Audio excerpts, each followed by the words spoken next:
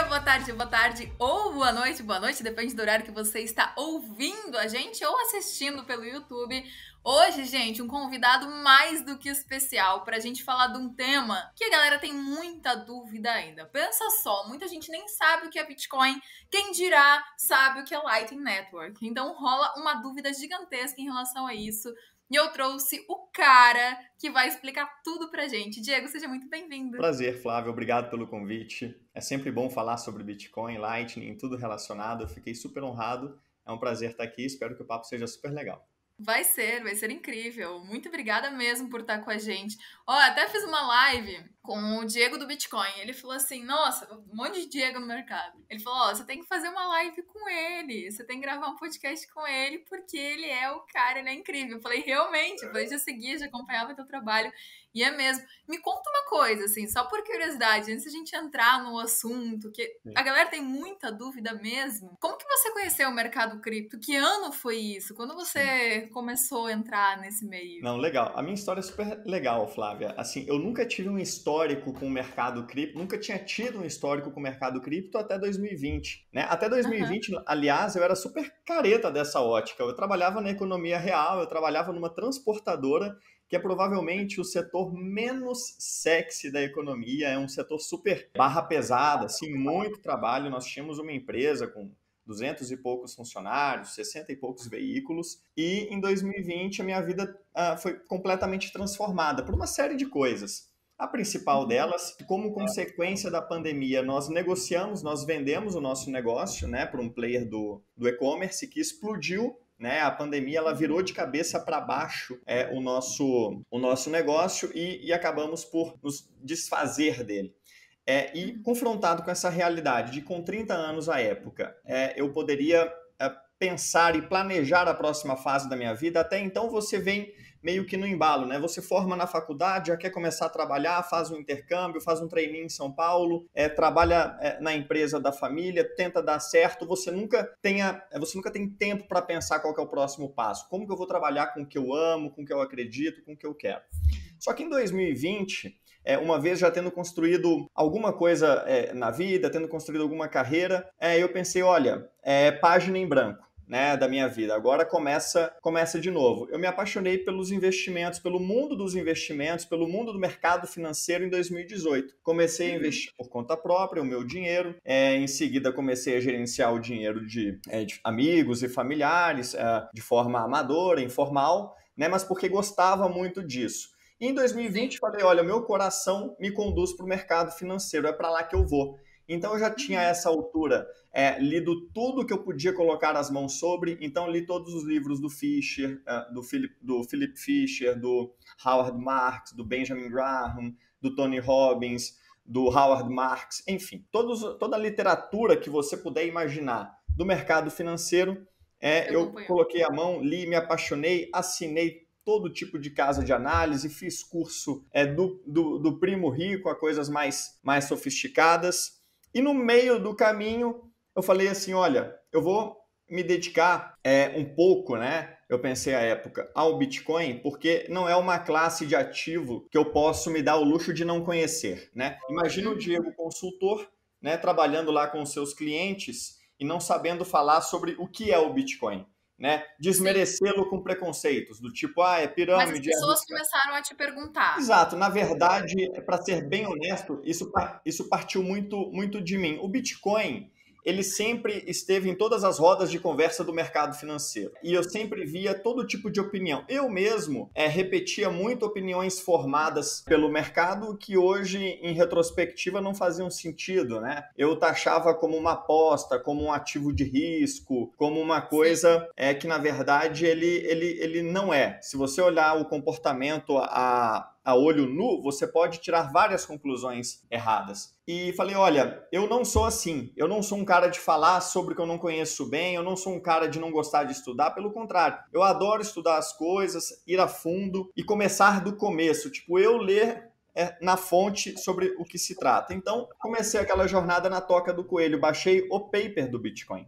Fui lá em 2008, falei, cara, eu quero ler o que o cara escreveu. Não sou developer, não sou nada, mas talvez eu consiga captar e começar a subir a partir dali, né? E aí foi o paper de um, paper do outro, e aí li o paper da Ethereum, e aí comecei a assinar produtos de casas de análise diversas sobre cripto, e comecei a ler o noticiário específico, né, de jornais específicos em cripto, e fui puxando a corda e estudando coisas tangentes, né? Como o dinheiro funciona, o que faz do dinheiro um bom dinheiro, qual que é o papel do ouro nisso, numa perspectiva milenar, né? O que é a moeda fiduciária, como ela emergiu, foi sempre assim, mas será que foi sempre assim ou não foi? E aí você vai puxando esse negócio e, por fim, eu descobri que a forma como o dinheiro funciona no mundo é muito inadequada, né? A forma, na verdade, a gente já não sabe mais o que é dinheiro, a gente confunde moeda com dinheiro, a gente confunde poupança com investimento. Eu percebi que a nossa moeda não tem lastro nenhum, ou melhor, é lastreada em uma dívida impagável há muitos anos. Eu descobri que houve um calote do governo americano em 1971 que disruptiu o vínculo do dólar com o ouro para que pudesse imprimir dólar. Foi bem nessa época, né? Exatamente. Que o presidente dos Estados Unidos falou assim, agora o lastro não é mais o ouro, agora é a confiança que vocês têm no governo, basicamente isso. Exatamente. E de uma perspectiva histórica, foi o terceiro calote, né? O primeiro ele deu em 1932, no mesmo ouro. Ele, por alguns meses ou anos, 1 ou 2 anos, ele precisou imprimir mais dólares do que tinha em ouro, cortou o lastro, proibiu que as pessoas tivessem ouro, para retomá-lo em seguida com ouro na metade da cotação, ou seja, ele cortou o poder de compra da população em 50%, a onça que valia $20 passou a valer 35 depois, segue a vida, como se nada tivesse acontecido. E aí ele dá esse segundo calote em definitivo em 71 e começa esse grande experimento da moeda fiduciária, que é um experimento, a primeira vez na história do mundo que o mundo inteiro trabalha com moedas que não têm lastro nenhum, inclusive até 1970 não havia Forex, não havia variação cambial, porque o dólar era fixado ao ouro, todas as outras moedas eram fixadas ao dólar. Então o mundo era muito diferente e às vezes a gente se esquece disso. E o terceiro calote foi recentemente, né, quando ele mostrou para o mundo que as reservas do tesouro dele não são livres de risco coisa nenhuma. Ele pode dar o calote se ele não for com a sua cara, se ele quiser aplicar uma punição como ele fez com a Rússia. Então, descobrir que as moedas não têm lastro e nem que não há nada livre de risco. Isso é muito legal, porque isso é uma provocação que o mercado cripto faz na gente, quando a gente realmente resolve estudar cripto, né, a fundo. Porque eu lembro antes, né, o meu mercado era diferente, sou jornalista, então vim de televisão, não tinha muito essa coisa. Tinha muito cuidar do dinheiro, mas eu não pensava em investir o meu dinheiro. E aí, quando eu entro no mercado cripto, quando eu me deparo com o mercado cripto e começo a estudar, eu começo a enxergar justamente essas coisas que você está comentando, né? A questão do lastro, eu fui estudar o lastro também, eu falei, a gente, nossa, não entende nada, e as pessoas vêm perguntar quando a gente entra no mercado, quando elas falam assim, você trabalha com cripto, mas qual é o lastro de cripto? As pessoas nem sabem qual é o lastro da nossa moeda, né? Então, assim, você começa a estudar e você vê que, cara, cripto realmente veio para mudar tudo e faz muito sentido, né? Não é ali uma lavagem cerebral, que talvez alguém pense assim, não, mas você entra no mercado, parece um monte daquelas pessoas que foram convertidas, né? E, assim, a gente só vê uma realidade que a gente não via antes. Pelo contrário, se alguém sofreu uma lavagem cerebral, foi a economia tradicional que percebeu que sem perceber não tem mais dinheiro, tem uma moeda fraca, porque dinheiro tem 3 funções: reserva de valor, meio de troca, unidade de medida. Se a sua moeda não é reserva de valor, não pode ser dinheiro. As pessoas se esqueceram disso e transformaram a poupança delas de algo que era um ativo escasso, como o ouro, um ativo que não tem counterparty risk. Uma vez que o ouro é seu, você não corre mais o risco de calote, né? Ele é propriedade, ele não é dívida. As pessoas passaram a transformar a própria poupança numa linha de crédito para governos, Como que as pessoas poupam? Tesouro Selic. Em outras palavras, elas poupam emprestando, correndo risco de calote nominal ou de diluição da moeda, na forma de inflação. Então, assim, você não pode transformar a poupança da população numa linha de crédito para você mesmo e acreditar que isso não vai ter consequências, né? Tipo, foi uma lavagem cerebral muito, muito grande para que as pessoas ao longo dos anos passassem a poupar investindo, porque sequestraram o dinheiro delas sem elas perceberem. Elas vivem numa espécie de Matrix. O Bitcoin nasce para mostrar, o universo cripto em geral, que, na verdade, o seu dinheiro ele não deveria ser um passivo de ninguém. Tipo, você deve ter uma forma de dinheiro que você não pode receber o default sobre ele. A nossa moeda, ela é crédito, né? Como é que a nossa moeda, o real ou o dólar, nasce? Ele nasce quando uma dívida nasce. Só que a dívida tem que ser paga no futuro, ou seja, tem sempre mais dívida paga no futuro com juros. Então tem sempre mais dívida no mundo do que moeda, num ciclo vicioso que não pode parar de ser impresso, né? Então, como eu compartilhei recentemente, o sistema financeiro tradicional, ele é uma pirâmide de crédito que não pode parar de ser impressa para não colapsar sobre si mesma, e, no entanto, quem leva o nome de pirâmide? O Bitcoin, um título cuja propriedade é sua sem risco de contraparte. Um sistema baseado em propriedade, né, versus um sistema baseado em crédito, né, tipo lastro na forma de dívida e confiança de político. É porque, né, Diego, a gente cresce igual um robozinho, né? Sim. A gente vai ali seguindo tudo que o que todo mundo segue. Então, assim, quando as pessoas se deparam com cripto, e se deparam normalmente com cripto vendo noticiário, né? E o noticiário geralmente vai noticiar o que, e tal empresa deu um golpe, aconteceu isso, aconteceu aquilo, as pessoas já criam aquele preconceito. Mas as pessoas nem sequer enxergaram por que está acontecendo, né? Para a forma que elas foram educadas economicamente, financeiramente. Isso foi um debate que eu tive aqui num podcast, que a gente estava fazendo um podcast sobre gestão financeira, né? Então, como você cuidar realmente das suas finanças, como você ter uma reserva de valor. E a gente nem tem aula de parte financeira no colégio, de educação financeira no colégio. Isso era o mínimo, era o básico. Mas por que a gente não tem isso? Porque não é de interesse do governo, não é interesse da economia. Imagina se todo mundo soubesse lidar com o dinheiro. Você acha que a gente ia ter tanta gente endividada no país? Não ia, porque as pessoas iam lidar de forma diferente, talvez. Sim. Então, como as pessoas não sabem lidar com o dinheiro, não sabem poupar o dinheiro, não sabem como aplicar o seu dinheiro, a gente acaba vendo tudo que a gente vê hoje. E veja, Flávia, que o buraco, ele ainda vai além e mais embaixo, porque eu me formei numa escola de negócios, me dediquei ao mercado dos investimentos e não fosse uma iniciativa minha que me obrigou a me despir de preconceitos e questionar tudo que eu havia aprendido, eu jamais teria entendido o Bitcoin, porque há quem sabe exatamente o que fazer com o próprio dinheiro e com o dinheiro dos outros, mas ele manuseia uma moeda cujo monopólio é estatal e o preço, que é a taxa de juros, é tabelado, ou seja, ele endossa um monopólio do Estado e um tabelamento de preço sem perceber, julgando-se ser absolutamente competente para gerenciar o próprio dinheiro e o dinheiro dos outros.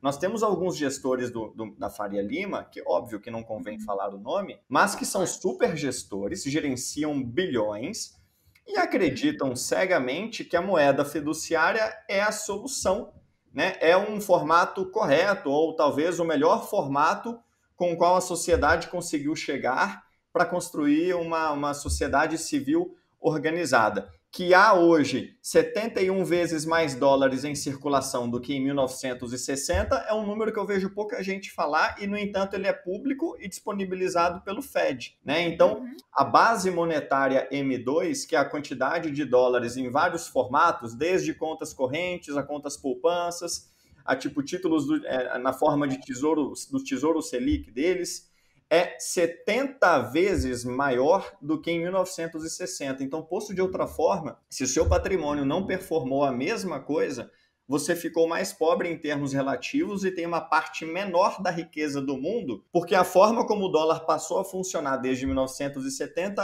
alguns podem imprimi-lo, outros não. Isso vai naturalmente, com o tempo, gerando uma desigualdade social que polariza a sociedade, enriquece uns em detrimento de outros. E, no entanto, quem é que culpa o Fed pela desigualdade social? Quem é que culpa a forma como a moeda fiduciária funciona? E tem muita gente que está lá em cima, por exemplo, os gestores da Faria Lima, que ainda não entenderam o Bitcoin, eles são grandes beneficiários da moeda porque eles têm ativos que valorizam quando a impressora de dinheiro é ligada. Eles enriquecem e falam para os outros, olha, não se preocupem, não deem ouvidos, não compliquem as coisas com uma outra forma de dinheiro. Essa forma de dinheiro, a moeda fiduciária, que não é dinheiro, na verdade, mas eles não sabem a diferença entre dinheiro e moeda, é o suficiente porque nos enriquece, vejam só. O que eles não vejo eles falarem muito é que o S&P performa exatamente igual ao crescimento da base monetária M2 do dólar. Qual que é o CAGR do S&P desde 1970? 7%. Qual que é o CAGR do dólar? A quantidade de dólares que entram em circulação desde 1970? 7%. Então eles usam um CPI como medida de inflação, mas o CPI é feito pelo governo para calcular o custo da dívida dele. Se eu pudesse escolher o custo da minha dívida, eu usaria um índice fraudulento menor, porque eu quero pagar menos juros. Eu vou imprimir 7 e te pagar 2. Eu enriqueci 5. E assim a impressão de moeda vai capturando riqueza da sociedade. Dos impressores que imprimem 7, mas falam que imprimiram 2, porque eles não medem tudo. O M2 mede tudo. O CPI mede um recorte, é igual ao nosso IPCA, mede um recorte muito conveniente para quem quer usar isso como quanto vai custar o próprio endividamento. Se do CPI eu calculo quanto que eu vou pagar na Selic, né, ou do IPCA eu tiro quanto que eu vou pagar na Selic, e eu quero pagar o mínimo possível na Selic, eu vou estabelecer um IPCA que entrega a realidade, eu vou fazer uma jogada aqui, um jeitinho para passar só um recorte, imprimo 15% de moeda e repasso 7 na forma de inflação, fica todo mundo feliz, eu enriqueci, você empobreceu. É porque as pessoas não olham para isso, né? Isso mesmo que você falou da impressão de papel moeda, sites de notícia, principalmente sites de notícia cripto, né? Falaram do quanto teve de impressão de moeda, de dólar e de real durante a pandemia. Foi absurdo. 40% dos dólares nos últimos 2 anos. Exato. É muito. Mas as pessoas não veem isso, né? O governo tapando um buraquinho ali e agora a gente vendo toda a conta chegar aqui, né? Resumidamente isso. Mas é importante as pessoas olharem para o mercado cripto, porque assim, se você não abre a sua mente para isso, né? Você fica ali falando, tendo um preconceito contra o mercado. Então, a partir do momento que você abre a sua mente, entende o que é cripto, que eu sei que hoje já é mais fácil, né? Mas eu sei que quando eu entrei, assim, putz, nossa, pra mim foi um bicho de 7 cabeças. E talvez, pra maioria das pessoas que entrem hoje ainda é um bicho de 7 cabeças. Mas eu falei, cara, como é difícil. Porque não era assim, eu vou entrar no Bitcoin pra comprar aqui e especular. Não, eu fui entrar pra entender realmente o funcionamento. Eu queria saber como era. Se realmente era uma coisa boa, se não era. O que era blockchain, o que era mineração. Como o Bitcoin funcionava. Se eu poderia realmente acreditar naquilo ou não. Se fazia sentido ou não. A partir do momento que você estuda e você entende, você tem um clique na cabeça, uma transformação, e você fala assim, meu Deus do céu, aonde que eu tava quando eu enxerguei tudo isso? Né? E com o tempo daí de mercado, você vai enxergando mais e mais e mais. E você vai vendo o quanto as coisas precisam mudar. Eu acho que é isso, assim, o quanto a nossa economia tem que mudar, eu acredito que vai mudar. Também. A gente é picado pelo mosquitinho, né? Eu sempre falo em todos os podcasts. A gente é picado pelo mosquitinho ali da paixão quando a gente entende cripto, porque faz sentido. Pensa que, na verdade, se você for olhar, digamos que cripto não existisse, né? Ainda assim, em algum momento poderíamos ser questionados se não há uma forma melhor de fazer as coisas que não envolva um monopólio do Estado sobre uma ferramenta de coordenação humana. Tipo, o que é dinheiro, né? Dinheiro forte. Ele é uma ferramenta de coordenação humana. Sinais de preço são o sistema operacional da sociedade. Pelos sinais de preço, eu determino o que eu vou fazer com o meu tempo e com o meu dinheiro, né? Então, se ali está pagando muito bem, naturalmente as pessoas vão se dedicar mais a trabalhar para fazer aquela coisa. Então, sinais de preço denominados naquele dinheiro coordenam o que as pessoas vão fazer. Então, se sinais de preço são alavancas de controle da sociedade, isso não pode ser monopólio de ninguém. E, no entanto, cada estado tem um monopólio sobre uma ferramenta de coordenação humana. Eles têm basicamente uma alavanca para coordenar a sociedade, distorcendo os sinais de preço, podendo imprimir ou recolher moedas de circulação, influenciando assim o seu preço, que é a taxa de juros, e pouca gente se dá conta disso, né? E, tipo, o sistema fiduciário ele foi feito para colapsar. 100% das moedas fiduciárias que passaram sobre essa terra colapsaram e levaram grandes impérios juntos desde a época do denário romano. Não adianta você querer achar que você pode imprimir moeda sem consequência. Os romanos, na falta da impressora, eles diluíam moeda de ouro e misturavam com cobre. Eles cortavam moeda de ouro para fazer mais moedas. Isso corrompe a sociedade de várias formas, não só com o sistema de preços conturbado, a alocação de recursos vai ser péssima, porque o cálculo econômico fica deturpado. Eu não consigo mais saber o que fazer com as coisas, porque o preço de tudo está errado.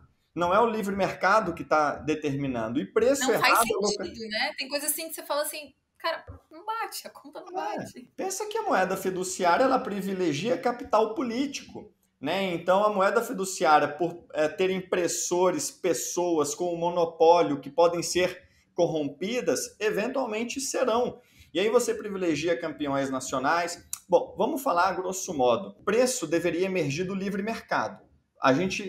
É intuitivo isso, né? Poupadores e investidores, que são a oferta e a demanda do dinheiro, deveriam decidir por uma dinâmica de equilíbrio natural, cada um fazendo as suas escolhas no livre mercado, qual que é a taxa de juros do dinheiro.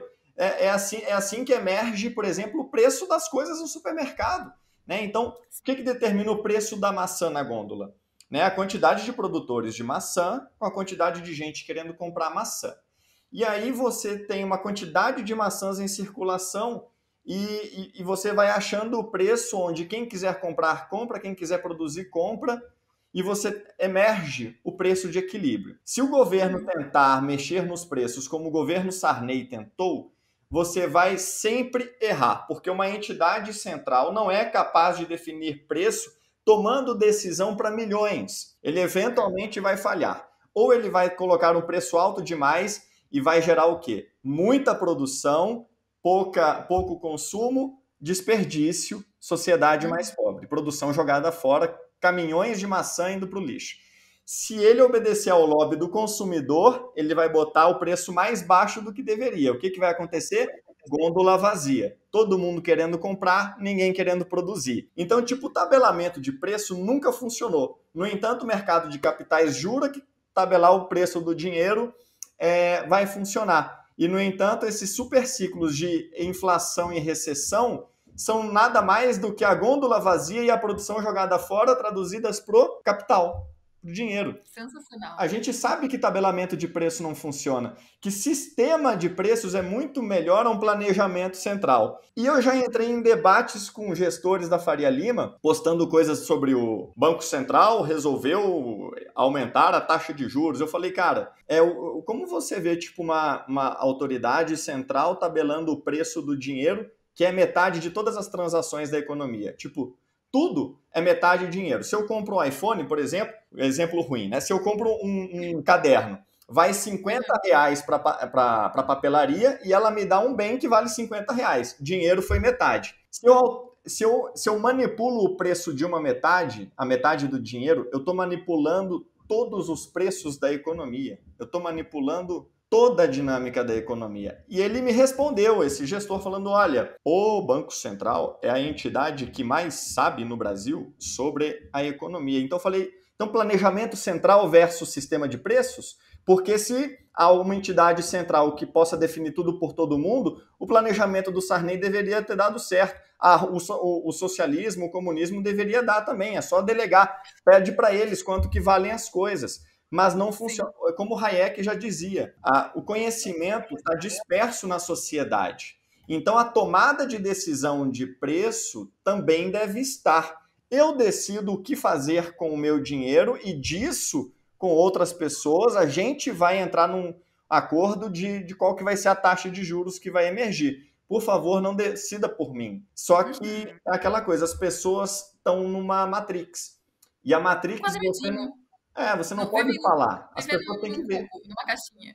Elas têm que ver, não adianta. Se não no Bitcoin, Flávia, eu digo que tudo requer prova de trabalho. Se você não botar as costas, né, na cadeira e estudar, vai para sempre te parecer algo arriscado, vai para sempre te parecer uma coisa de lunático, vai para sempre te parecer uma viagem. Por isso que eu gosto muito da parte fundamentalista. Eu gosto muito de explicar, eu gosto muito que as pessoas entrem no mercado entendendo o que é, qual é o objetivo, como funciona e tudo mais. Porque a partir desse momento, a pessoa vira a chave, a pessoa não tá ali, né? Como a maioria das pessoas estão no mercado para especular, e a pessoa não tá ali para especular, só para olhar preço. A pessoa tá Sim, ali por fundamento, a pessoa tá ali por liberdade financeira. Eu acho que isso é o mais importante, isso é o sim. mais incrível do mercado. E o que é mais É, incrível é que ela jamais vai ter liberdade se o capital que ela usa é um monopólio do Estado que pode capturá-la a qualquer tempo, censurá-la de usar a própria conta, mas bloqueá-la. sabe uma coisa que eu acho importante e que não acontece? É o que eu já comentei também. A gente acha que isso acontece com o vizinho, mas a gente esquece que a gente é vizinho de alguém. Isso. Então, a gente acha que, não vai ter uma guerra no Brasil, que nem teve na Rússia.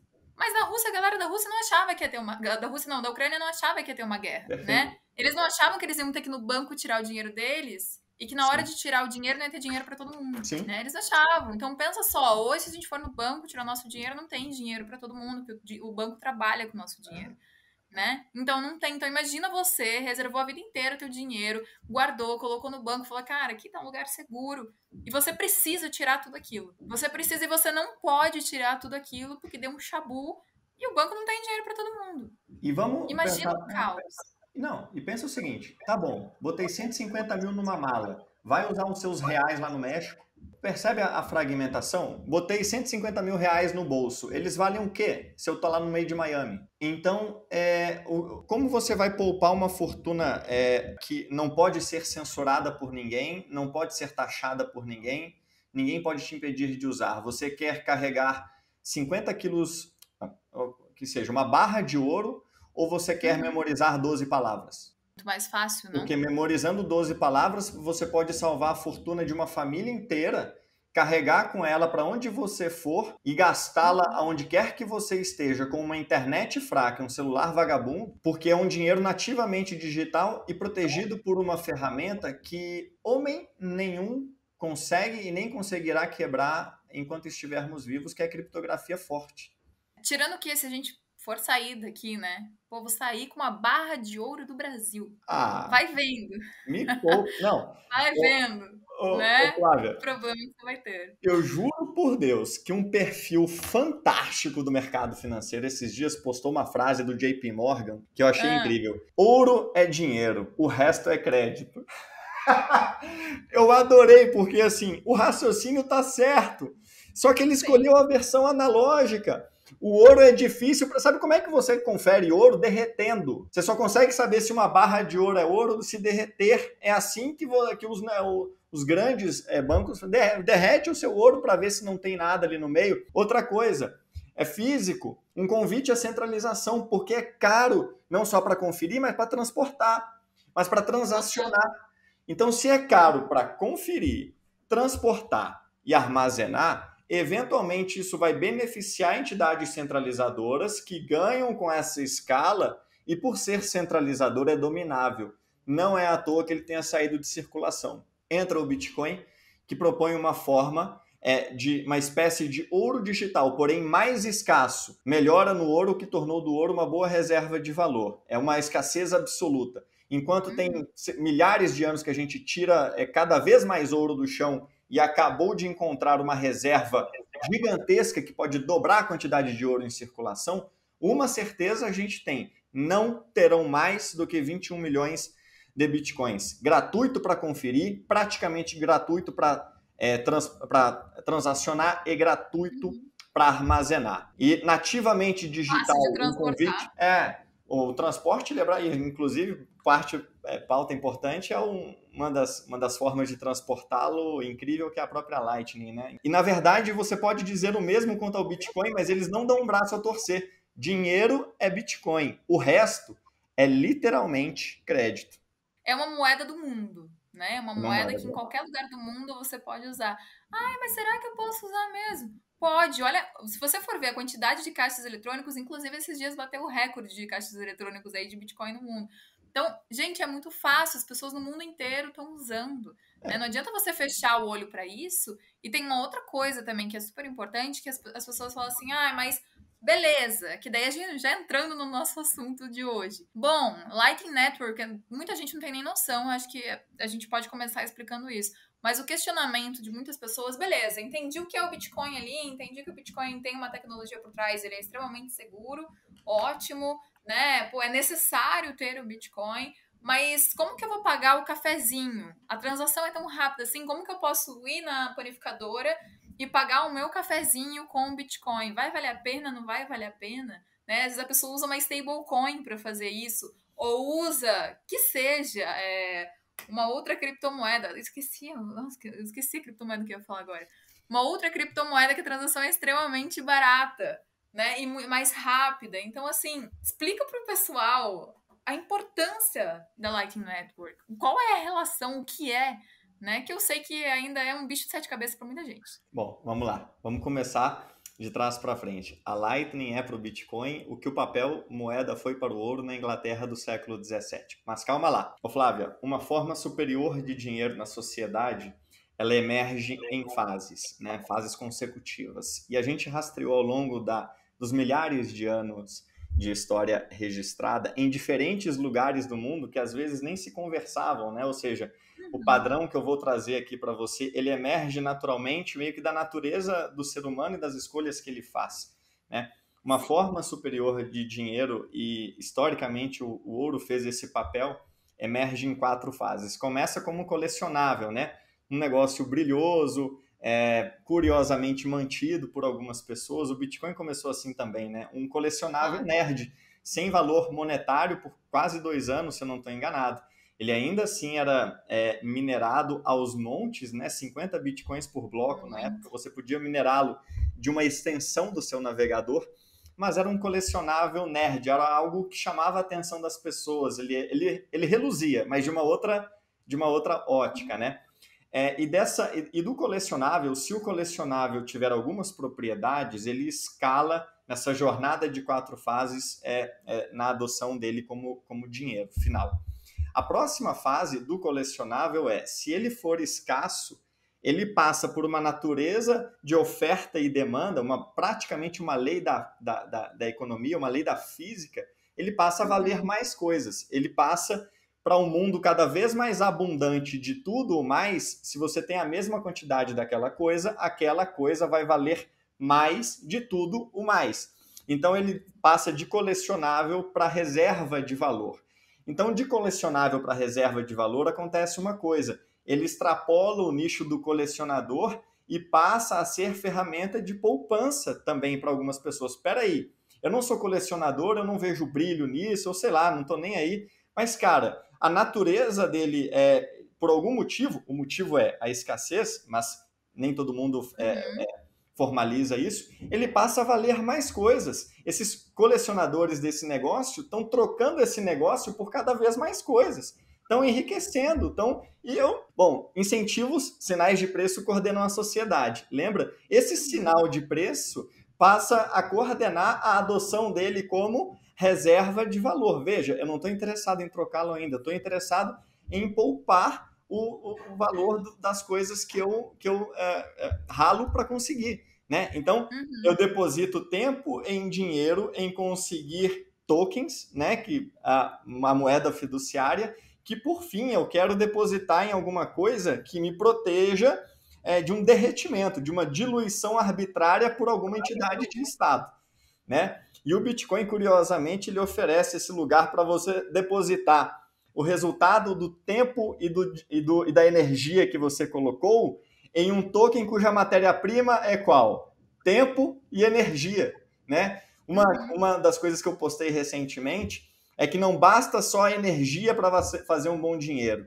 Tem que custar tempo, porque energia você se torna mais eficiente e mais eficaz em aplicá-la. Um token que requeira só energia pode ser um token que se torna fiduciário, quer dizer, cada vez impresso em maiores quantidades. É por isso que o Bitcoin requer não só isso, mas tempo para ser produzido, porque tempo é o recurso mais escasso do mundo. E daí a gente deriva o seguinte: se o seu dinheiro é a sua forma de estocar tempo e energia, qualquer forma monetária que mexa com o seu dinheiro é mexer com o seu próprio ser, é mexer com o seu próprio tempo e energia. É de arrepiar, né? Mas enfim. Então esse token que nasceu... É uma reflexão, hein? É. É uma reflexão. Bitcoin é filosofia, é matemática. Eu ia falar, você filosofou aqui, ó. Eu adorei, adorei. E aí? E aí, então, aquele negócio começa em nichos exóticos, como colecionável, mas pela natureza escassa dele, isso pode ser dito ao longo da história do ouro, ele começa a se tornar uma boa reserva de valor. O colecionável aprecia com o tempo, por uma lei natural da economia, uma lei física, basicamente, de oferta e demanda. Para uma mesma quantidade de oferta de algo, mais coisas no mundo. Mais gente querendo. Mais gente querendo. E aí você começa a inundar, e esse bem extrapola o nicho dos colecionadores e passa a adotar, e passa a preencher o espaço dos poupadores, que começam a poupar naquele bem. E aí começa a emergir uma situação interessante. Uma vez que o bem ele é sacramentado como reserva de valor, eu passo a cogitá-lo pela primeira vez na história como meio de troca. Peraí, eu aceito trocar o meu tempo e a minha energia, por exemplo, por um token que ele também é feito de tempo e energia e aprecia com o tempo como uma boa reserva de valor. É melhor trocar por isso do que por outras coisas, afinal de contas, ele aprecia com o tempo. E a apreciação é uma coisa que eu valorizo na troca do meu tempo e da minha energia, né, por uma forma de proteção de patrimônio ao longo do tempo. Então, de colecionável, ele foi para reserva de valor e passou a ser cogitado como meio de troca. Um meio de troca melhor do que outras coisas pelas quais eu venho trocando o meu tempo e minha energia, mas que, na verdade, derretem o meu tempo e a minha energia ao longo do tempo. E quando a sociedade... então, ela vai de colecionador para poupador, para todos os transacionadores, eventualmente ele se torna a unidade de medida, a referência. Então, um dinheiro superior na sociedade, ele emerge do livre mercado. E está aí uma característica que o mercado financeiro custa entender. Dinheiro é o que o livre mercado disser que é. Não é uma coisa que o governo é capaz de determinar a realidade. Assim, o governo emerge da gente, mas, enfim, o mercado financeiro, que deveria ser um agente do livre mercado, jura de pé junto, uma parte dele, de que um monopólio do Estado de preço tabelado é uma solução melhor para coordenar a sociedade. E aí, onde é que entra a Lightning nisso? Então, pois bem, o Bitcoin começou lá como colecionável, nerd, se tornou, pela sua natureza intrínseca, que a gente pode chamar de o seu lastro, né? Qual que é o lastro do ouro? O lastro do ouro é o seguinte: ele é escasso e tem um custo que não pode ser falsificável e não pode ser produzido em laboratório. Então, essas características intrínsecas são o que lastreiam a apreciação dele ao longo do tempo, que o fizeram emergir de colecionável para reserva de valor e, eventualmente, como meio de troca, quando tecnologias foram construídas sobre o ouro, como, por exemplo, cunhagem em moeda. Quando você aprendeu a cunhar o ouro em moeda, você matou a prata. Porque a prata que era usada para pequenas transações, porque eu preciso dela agora se eu tenho tecnologia para fazer pequenas moedas de ouro. E da mesma forma, o papel moeda na Inglaterra do século XVII. Né? Peraí, ao invés de vocês ficarem movimentando o ouro, que é físico, caro, para conferir, transportar e armazenar, por que você... Toma aqui um cheque de ouro, resgatável em ouro. Me deem o ouro de vocês, eu dou para vocês um papel.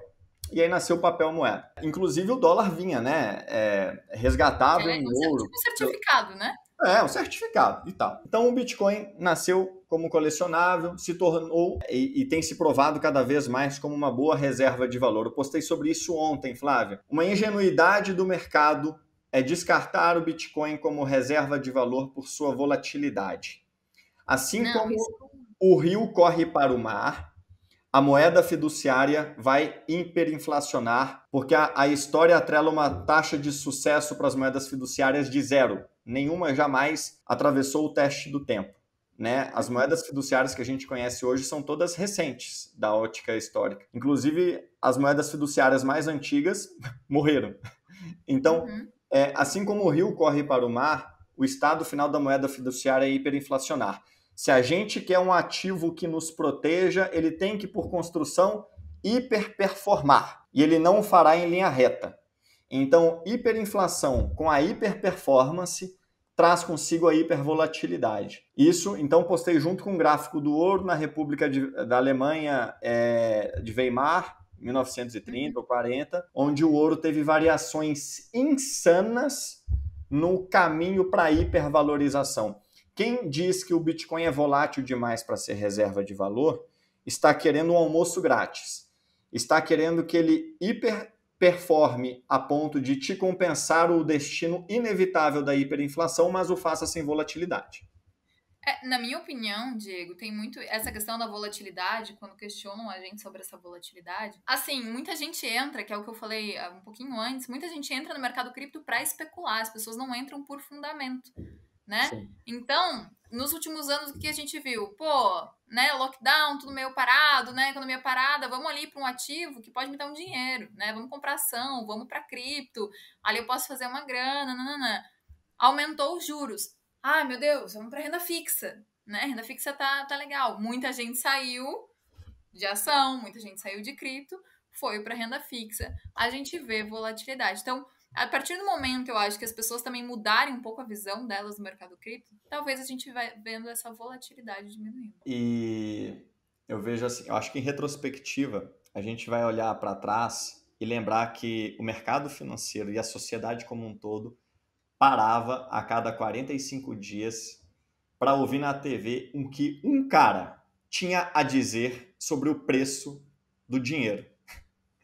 Tipo, é um absurdo que alguém possa controlar o preço base, o preço mais importante da economia, emerja da reunião de um comitê. Pode ser técnico, o que for. Você não vai conseguir me convencer de que a decisão dele pode ser melhor do que uma decisão que emergeria de um livre mercado de poupadores em uma moeda e investidores naquela moeda que, em conjunto, fariam emergir uma taxa de juros. Mas, para isso, a moeda não pode ter um monopólio, né? Para isso, ela não pode ter preço controlado.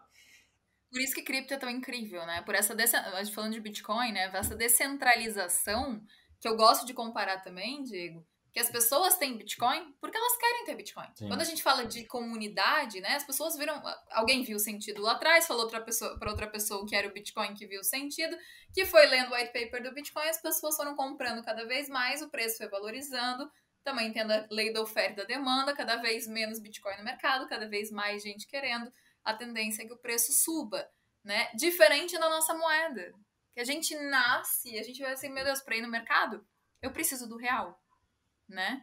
Você é obrigado a usar real, senão você vai pagar com o quê ali no mercado? Ah, eu tenho Bitcoin, talvez não aceite, né? Provavelmente o mercado não vai aceitar que você vai na sua cidade. Então, assim, a gente é obrigado a usar. Agora, cripto ninguém é obrigado. E olha o quanto cresceu, olha o quanto institucionais estão nesse mercado, olha quantas pessoas estão vendo potencial nisso. Aí tem, né? Então, se você ainda tá com aquele olhar meio, não sei se isso é bom, se é confiável, acho que é melhor você rever e abrir a sua mente, porque é necessário. Senão, uma hora ou outra, você vai estar aí e nem vai perceber. Mas vai arrepender de não ter entrado em 2022. Se um ET chegar na Terra hoje, ele fala assim, tá bom, vocês usam esse negócio aí para transacionar. Eu entendi o porquê. Porque para solucionar o problema do interesse em comum, né? Como é que eu vou... O dinheiro, ele é coordenação humana. Enfim, pronto. O ET entendeu isso. Se ele for rastrear, tá bom, então me diz uma lista aí das principais moedas que eu vou fazer. Eu quero fazer uma cesta de moedas para que eu possa viver pelo mundo. Eu tenho uma nave espacial que pode ir para qualquer lugar do mundo. Ele ia ter mais bitcoins do que real, porque mais pessoas no mundo usam bitcoin do que real e mais países o têm como oficial do que o real. Então, bom, é um exercício que, claro, no mundo inteiro. E Assim. pode usar no mundo Ele não inteiro. precisa. Ai, meu Deus, eu preciso trocar o real para ir lá para os Estados Unidos. Ele Exatamente. usa no mundo inteiro. Eventualmente ele ia perceber que ele é o único que não pode ser tirado dele, é o único que Estado nenhum pode impedi-lo de usar, nada no mundo Uhum. pode te impedir de usar o seu Bitcoin. As pessoas, quando eu digo isso, falam assim: então compra no supermercado. Cara, você não entendeu. De Bitcoin para Bitcoin, não há no mundo quem possa impedir, tá? E aí, bom, eventualmente esse ET compraria. Mas o exercício é legal, Eu tipo. adorei, eu adorei. É. Deve ter gente que falou assim: meu Deus do céu, o que, que o Diego usou antes dessa live? Falando de ET aqui. Eu tô adorando, eu tô viajando aqui. Eu já tô vendo o ETzinho aqui, o ET querendo comprar Bitcoin. E pior que os bitcoinheiros nos ouvindo, eles falam assim: esse cara usou um cogumelo, com certeza, porque tem muito isso, né? Esse cara aí, não sei. É. E Flávia, Muito bom, adorei. tanto não existe almoço grátis que eu acho que as pessoas que dizem assim, não, o Bitcoin ele não pode ser uma reserva de valor porque é muito volátil. Então, ela quer o almoço grátis de um ativo que a proteja da hiperinflação sem volatilidade, esqueça. Ela normalmente diz assim, pô, veja o ouro, por exemplo, né? Enquanto que eu mostrei exatamente o que aconteceu com o ouro. Hipervolatilidade que o permitiu uma hiperperformance que protegeu os alemães da hiperinflação. E a essas pessoas eu pergunto assim, talvez o Bitcoin seja uma reserva melhor da sua ótica quando ele valer 300 trilhões de dólares, né? Aí ele vai flutuar igual uma Apple. E aí essa Uhum. pessoa, talvez do auge da sua inteligência, vá comprar Bitcoin a 300 trilhões de dólares e ainda falar assim pra gente, tá vendo? Agora é uma boa reserva. Inclusive, chama... Com certeza. talvez o Alex Gladstein ele fala assim, chamar o Bitcoin de uma reserva de valor é um demérito, porque ele foi um massivo gerador de valor e enriqueceu muita gente ao longo do tempo. Inclusive, se você, no auge da pandemia, falou assim, eu vou comprar uma cesta de ativos agora para me proteger dessa impressão massiva de moedas. O único que bateu os 40% da impressão do dólar foi o Bitcoin. Ouro não bateu, S&P não bateu, dólar não bateu, real não bateu, nada bateu. Então, o Bitcoin foi o único, nos preços de hoje, que te protegeu de uma massiva impressão de moeda, que foi há 2 anos atrás. Puxa o gráfico de 2 anos atrás no Bitcoin agora, e ele valorizou 100%. Se você esticar para 5 anos, vai para 10, 15 vezes. 10 anos e ele vai para 20 mil vezes. Então, para todos os horizontes que eu julgo honestos para você classificar o sucesso de uma reserva de valor, o Bitcoin é o campeão inquestionável. E tem desde 2013 o melhor risco-retorno, um Sharpe ajustado, do que qualquer outro ativo do mercado financeiro.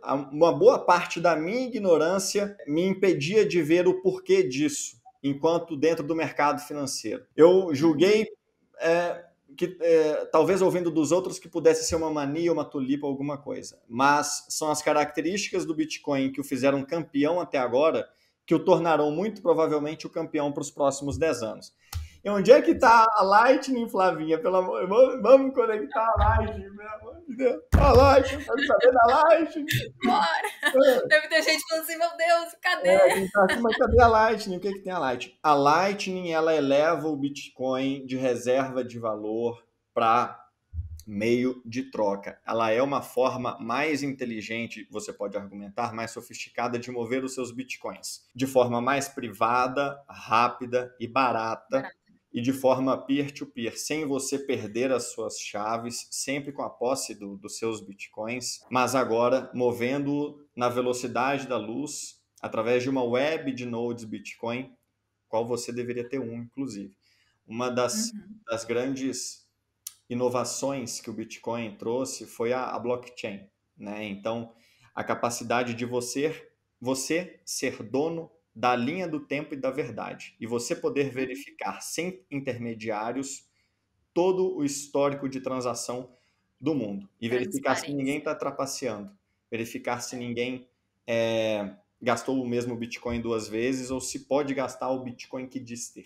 A blockchain é uma grande inovação, que só faz sentido se você puder ser dono dela. Se eu tiver que rodá-la dentro do servidor de uma Amazon por uma empresa intermediária que a qualquer hora pode me cortar acesso e fica o tempo todo captando meus dados, eu não disrupti um dos sistemas que o Bitcoin veio para disruptir, que é o do capitalismo de vigilância, né? O Bitcoin veio disruptir dois sistemas. O capitalismo de amigos do rei, o de moedas fiduciárias do Banco Central, que enriquece o entorno, né? Os cantilioneiros ou cantilionários. Esquece, descentralizado, proporcional à quantidade de energia que você pode dedicar. Moeda descentralizada. Outro mecanismo que ele veio disruptir, menos falado, o do capitalismo de vigilância. Se você for dono das coisas, ninguém coleta seus dados, ninguém pode te impedir acesso, né? Então, privacidade. Exatamente, privacidade é direito universal, que o Bitcoin recupera, mas aí entra um detalhe que muita gente deixa escapar. Recupera se você rodar o seu node. E toda blockchain, Flavinha, ela requer um node a ser rodado. Se você não roda o seu node, você usa o de alguém, isso é muito simples. Você usa o de alguém. Então, normal, é uma questão de entendimento da tecnologia que amadurece com o tempo. Se você tem lá os seus bitcoins numa wallet, você comprou na BIPA, transferiu para a Blue Wallet. O node da Blue Wallet está em algum lugar do mundo, sendo o seu portal de acesso para transacionar aqueles bitcoins. Então, é ele que informa ao seu aplicativo de que aquele endereço cujas chaves você tem, agora tem X bitcoins. Uma das grandes maravilhas do Bitcoin é você poder ter, depois de 13 anos de transações ao redor do mundo, inclusive nos últimos 12 meses a gente transacionou 3 vezes o PIB americano, em termos de valor transacionado. E a blockchain tem 460 gigas. Eu estou rodando uma aqui do meu lado. Eu verifiquei bloco por bloco desde o bloco Gênesis.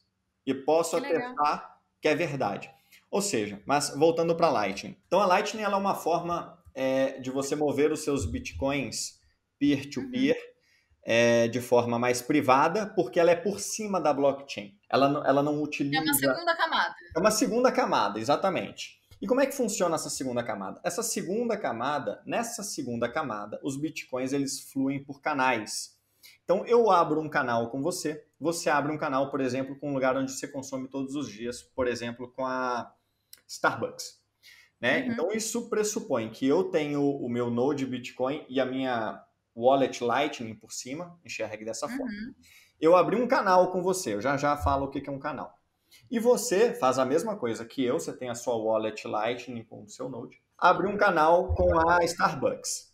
Olha que interessante. A partir do momento que eu tenho um canal com você, não só os bitcoins que estão nesse canal que eu abri com você estão sempre comigo, eu nunca perdi as chaves para ninguém, eu posso, a partir daí, desse canal, transacionar com você e você comigo sem custo e absolutamente gratuito, se tivermos um canal entre eu e você.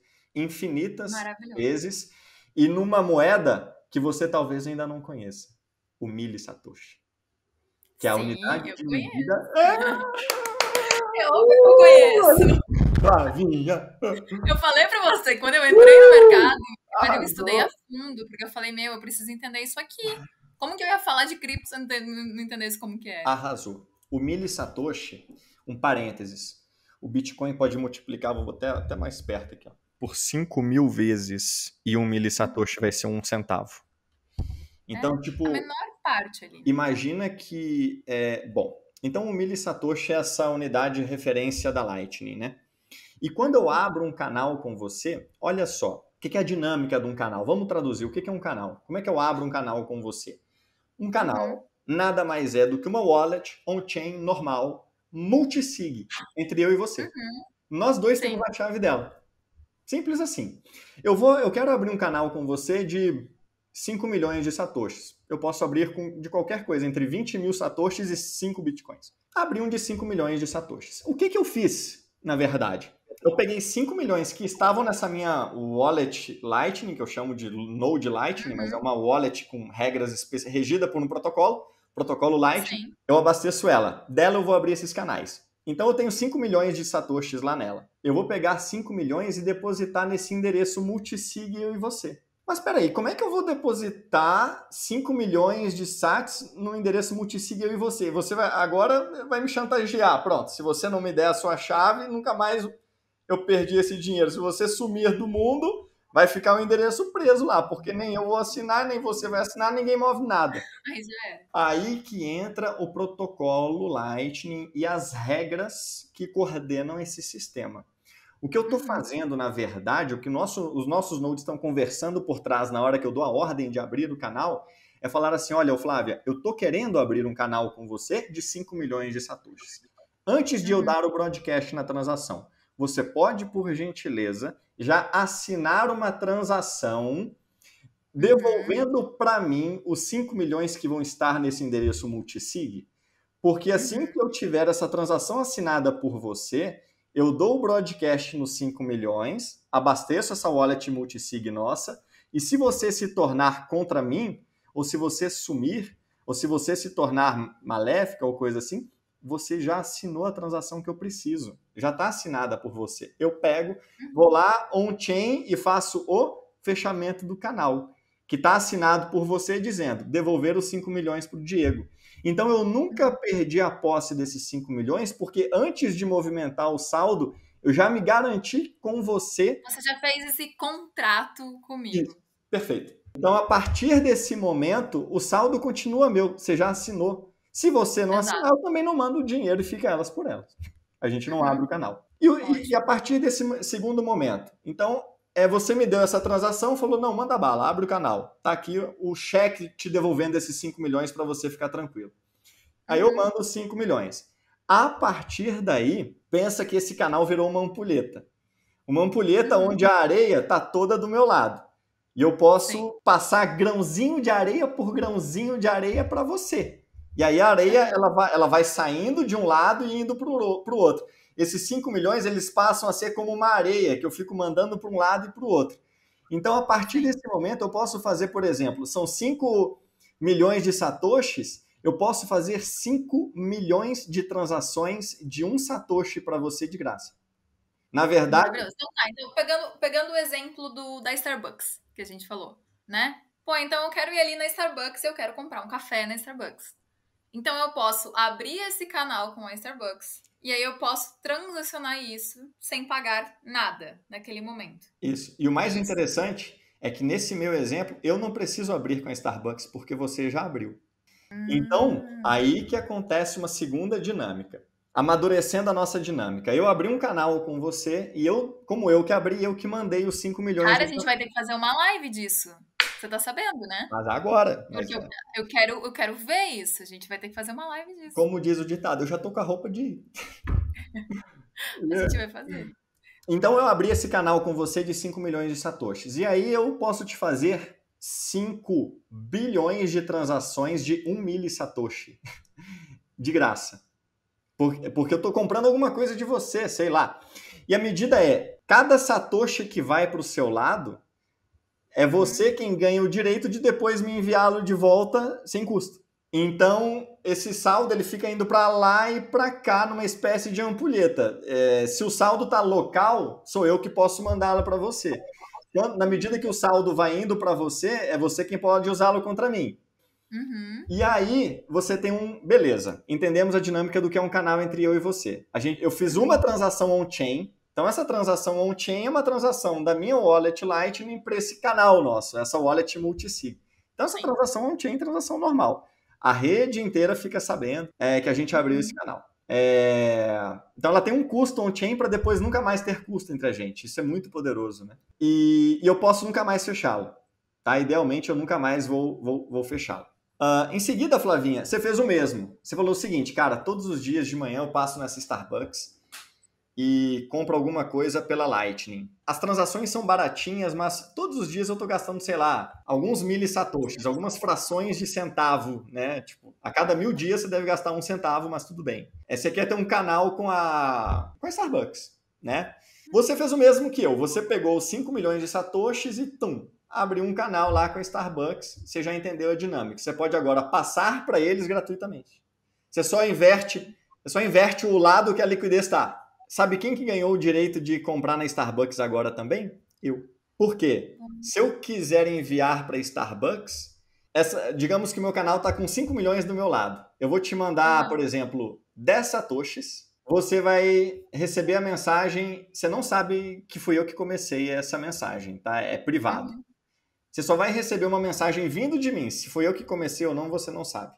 Assim, ele está pedindo para eu enviar 10 satoshis aqui para Starbucks. Você vai olhar para o seu canal com Starbucks e falar assim, ó, acabei de abrir um canal de 5 milhões, então o dinheiro está do meu lado, eu posso enviar. Não, beleza. Você pode fazer isso sem cobrar nada, inclusive a maior parte dos canais não cobra nada, no que eu consumiria na Starbucks de graça também. O Aham. preço, o quanto você vai cobrar, emerge do livre mercado, volta na nossa conversa, né? Essa taxa de Sim. juros, o preço do dinheiro vai emergir da escolha das pessoas, ou você pode falar assim, tá bom, eu até passo, deixa um satoshi comigo. Uhum. No que eu vou falar assim, bom, eu não tenho outra opção, o único canal que eu tenho é com a Flávia, eu tenho que passar com a Flávia, então eu vou pagar esse um satoshi para a Flávia. Você fica com um satoshi, repassa os 10, eu comprei o meu café. Maravilhoso. Ou você pode criar um canal direto com o Isso. Starbucks. Eu falei, então posso abrir com a Starbucks também, pronto. A Uhum. dinâmica é que isso que aconteceu entre eu e a Starbucks, passando por você, já aconteceu pelo meu Node nos últimos 6 meses 20 mil vezes, por Meu onde eu Deus. roteei uns 30 bitcoins. Pessoas ao redor do mundo transacionando pela Lightning. São crianças na África usando a Wallet of Satoshi para comprar numa mercearia que tudo que tem é um Android velho e internet, não tem nem documento, Uhum. não tem como ter conta de banco nem nada. São mulheres no Afeganistão usando o Bitcoin e a Lightning para comprar na Bitrefill vouchers para consumir coisas que elas não poderiam de outra forma. São jornalistas russos usando a Lightning para consumir coisas que eles não poderiam porque as contas estão bloqueadas. E quando você faz isso muitas vezes, você Uhum. começa a empilhar satoshis como uma forma de remuneração por esse serviço que você está prestando. Afinal de contas, deu um trabalhinho aqui montar o meu Node, né? Posso montar no notebook Claro. velho. Mais uma vez, o Node do Bitcoin, a mágica está na acessibilidade. E eu aloquei alguns satoshis meus. Eu abri alguns canais de 5 milhões de satoshis. Então, Uhum. eu começo a ganhar por isso no que você pode entender como uma espécie de taxa de juros. Uma taxa de juros emergindo do livre mercado, uma forma superior de dinheiro dando origem a uma curva de juros privada, Maravilhoso. definida pelo livre mercado. Maravilhoso. Se eu cobrar caro demais, eu paro de rotear. Se eu cobrar barato de menos, eu não compenso os meus satoshis ali disponível para eles. Uhum. E não só isso, dessa dinâmica de vários nodes no mercado, alguns nodes, como o da Starbucks, eles vão Uhum. falar assim, gente, eu vendo muito. Porque olha só, você abrir um canal de 5 milhões com ele, você consome Aham. através dele, eu consumo através dele, aqueles 5 milhões que você botou de um lado, rapidinho, blup, vai para o lado deles. E o que acontece quando os 5 milhões vão para o lado deles, porque você já gastou, ou eu, 5 milhões em produtos deles? Uhum. Eles não conseguem mais receber por ali, porque você não consegue mandar mais por ali. Você não Aí tem eles têm que mais fechar. satoshi, você não tem mais satoshinhas do seu lado. Como é que você Eles vai fecham esse enviar? canal? E aí o que a Starbucks vai fazer? Ela vai falar Eles vão assim, abrir no Flávia, canal. ela vai falar assim, ô Flávia, faz uma gentileza para mim, abre mais um Uhum. canal de 5 milhões, porque eu preciso continuar recebendo. O mundo inteiro está querendo comprar de mim, mas os meus canais eles precisam estar com a liquidez do lado de vocês, para que venha para mim. Aí Aham. você fala assim, não, não abro não. Não abro não. Aí a Starbucks fala assim, tá bom, mas eu te pago 1% sobre o que você botar ali. Essa é a curva de juros. Porque você fala Sensacional. assim, tá bom, você me paga 1%, eu aloco 5 milhões dos meus satoshis por um canal de 3 meses. Tá bom? Depois de 3 meses, sei lá, eu faço o que eu quiser. Eu posso manter aberto ou fechar. E aí você E aí, deixa eu te começa. perguntar uma coisa. Fechando esse canal, essas transações, elas acontecem dentro desse canal que tá aberto? Ah, estão acontecendo ali. Fechei o canal. Isso fica registrado na blockchain? Como é? Como essas transações, elas ficam registradas em algum momento na blockchain? Não. Para a Nada a ver. blockchain só vai a transação de abertura e a transação com o saldo final. Pensa nesse canal, todo o histórico de transação fica com os dois nodes Lightning. Vocês mantêm Sim. nos seus respectivos computadores, mas nada disso toca na blockchain. Só vai tocar na blockchain aquele broadcast inicial, e aí você abriu um canal de 5 milhões com a Starbucks. Você comprou 500 cafés, mas 5 ela te devolveu o dinheiro por um programa de, sei lá, de premiação. E aí, Sim. tem 500 transações de variados valores para lá e para cá. No fim do dia, né, quando você quiser fechar esse canal vai estar com uma divisão X, sei lá, 4 milhões para você, 1 milhão para ela. Vai dar uma transação on-chain, onde vai 4 milhões para você, 1 milhão para ela. Cara, Então, muito legal. E eu quero é, mostrar isso na prática, hein? Então, todo mundo que tá acompanhando a gente, ó, saibam que a gente vai fazer essa live na prática. Já fica sabendo aí, Diego. quem sabe se a gente fizer na prática. Eu tô gravando um material incrível. Eu abri um node de 6 milhões de satoshis para fazer uma prova de tese, né, digamos assim. Aham, Com 6 milhões eu abri 7 canais. 7 canais de 6 milhões. Essa mágica aham. eu deixo para explicar na live. E eu tô em 15 dias rodando a uma taxa Selic do Bitcoin de 1%. Então, tipo, eu já tô ganhando 1% sobre esses 6 milhões que eu depositei. Claro, eu tive custos on-chain, né, para Claro. fazer, e outros custos para fazer essa mágica de abrir 7 canais de 6 milhões, tendo só 6 milhões. Uhum. Mas já botei os meus 6 milhões de satoshis nesse formato. Se fizermos uma live, eu acho que eu posso abrir a telinha e mostrar ali as transações acontecendo. Quero amanhã essa live já. Adorei, a gente vai fazer. E ó, isso que eu falei pro Diego, eu falei assim, Diego, ele falou assim, qual mais ou menos tempo de live? Eu falei, uns 30 minutos, 45 minutos. Só que, meu, que papo incrível. Assim, eu posso levar esse papo para 2 horas, porque que aula. Meu, isso é sensacional. Assim, arrasou. Arrasou. Eu acredito realmente, assim, que pelo menos o básico do que é Lightning Network, de qual a importância, né, de como funciona, eu acho que as pessoas já entenderam. Agora, eu acho que o questionamento fica, ai, tá legal, achei incrível, e agora eu quero fazer isso na prática. É, Que daí será a nossa live, que daí pra será a galera nossa realmente live. assistir. Eu resumiria da seguinte forma: um canal Lightning é como se fosse um tab de um restaurante. Você abre Uhum. uma conta num restaurante e a partir dali você não passa o cartão todo pedido que você faz. Você fica fazendo lançamentos. Me traz um restaurante, me Tipo traz um. consuma. Exato, consumo. Você pede uma pizza, pede um. Não, não era Coca, não, era Guaraná, e corta o Guaraná. Você fica fazendo vários lançamentos para no final você passar o cartão de crédito. Isso é a Lightning. Uhum. São várias transações por fora da blockchain. E uma outra ótica mais sofisticada é que ela é o layer sobre o Bitcoin do mercado de capitais. Então, já temos uma forma superior de capital em circulação que agora tem um livre mercado sobre a Lightning. E esses pagamentos pela Lightning, eles são uma espécie de cavalo de Troia para um mercado de capitais emergente que, por fim, deve tornar obsoleto o nosso próprio mercado de capitais, porque ele é um setup muito muito superior, né? Na forma de um dinheiro que não pode ser diluído nem censurado, agora um mercado que é livre e todo mundo pode participar. O que a gente ouve falar dos dealers, né? Os dealers que são os super bancos Uhum. capacitados para emprestar dinheiro para o Banco Central e financiar o Estado. Eu sou dealer.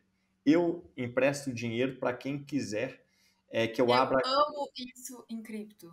Ah, Você não tá entendendo. Eu amo isso em cripto. Eu amo as opções que a gente pode ter no mercado cripto.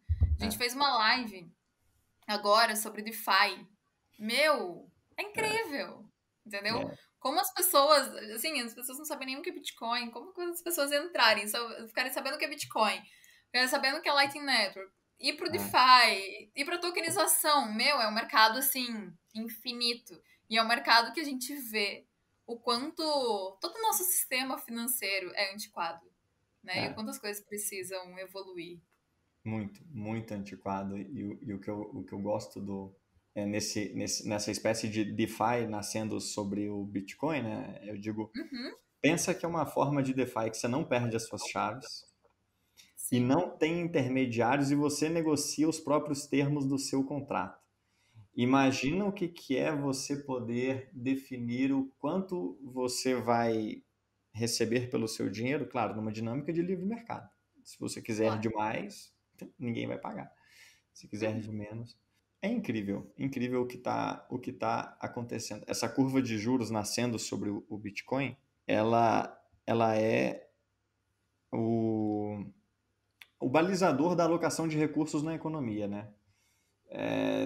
Dessa curva de juros que emerge, onde você não perde as suas chaves, é essa conta que você vai fazer para saber se vai fazer qualquer outra coisa com o seu Bitcoin. Então, por exemplo, você tem um investimento para fazer, que vai te dar X retorno, mas espera aí, eu já ganho X% roteando o pagamento.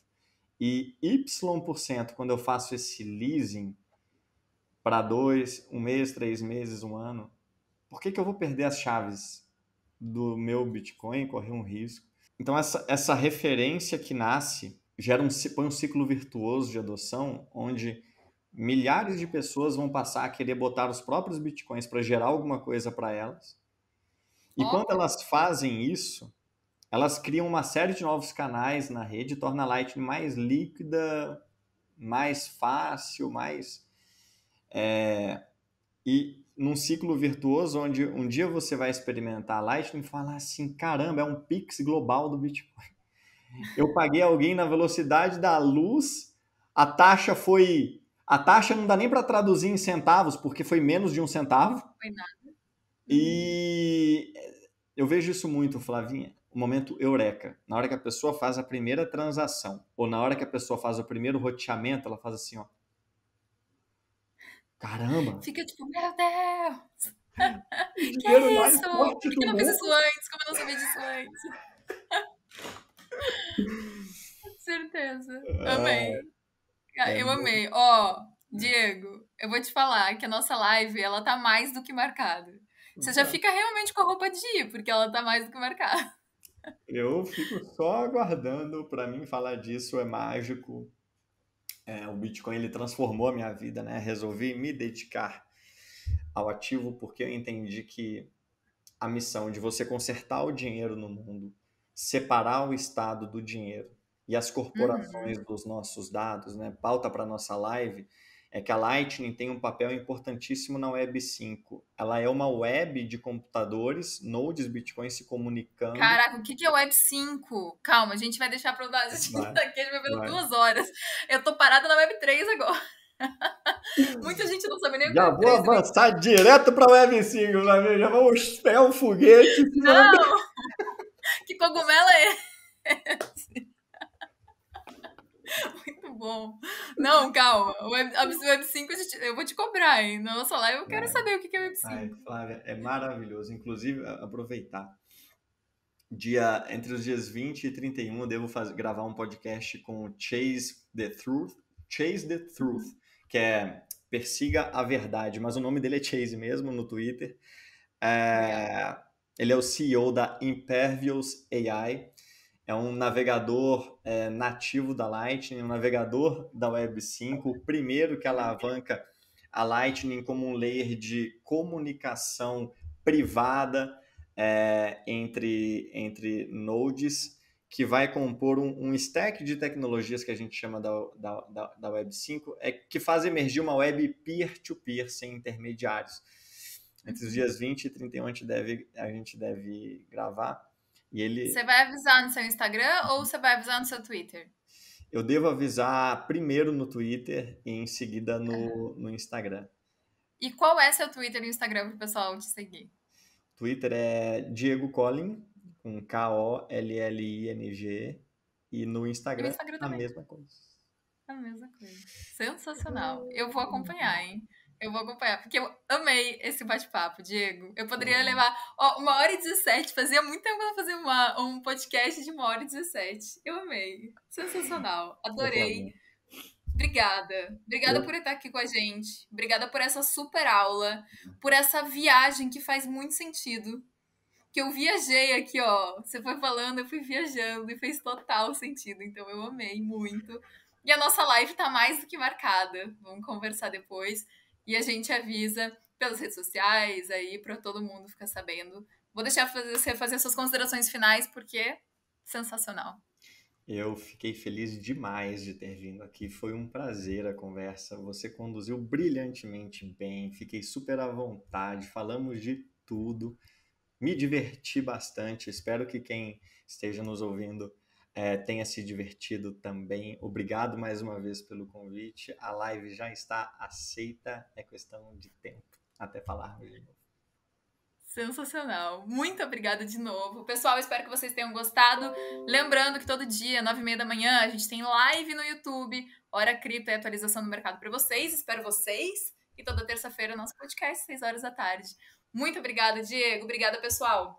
Um beijo. Obrigado, gente. Tchau, tchau.